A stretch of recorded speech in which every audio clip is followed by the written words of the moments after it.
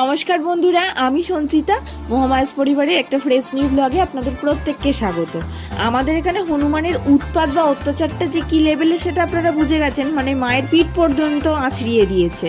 তো ব্যাপারটা হচ্ছে, আমাদের 4টে কাঁঠাল গাছ আছে, বাগানে 2টো আর বাড়ির পিছন দিকে 2টো।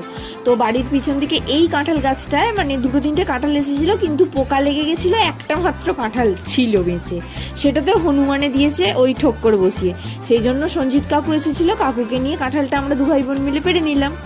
আর এদিকে বুলবুলি মানে আমার ওই বোনটা আজকে যাবে শ্বশুর বাড়ি, চলে যাবে, তো দেখা করতে এসেছিল, বসে একটুখানি গল্প হলো।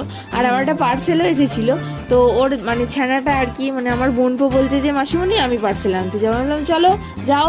তো সেটা নিয়ে এসে কাটার পরে ওই চেরি জাতীয় ফল বেরিয়েছে, যেটা মা ছেলেকে দুজনকেই টেস্ট করতে দিয়েছিলাম, কিন্তু ওনাদের দুজনেরই টক লেগেছে। আমরা যেহেতু টক খেতে ভালোবাসি, আমাদের ভালো লাগে, কিন্তু ওদের টক লেগেছে।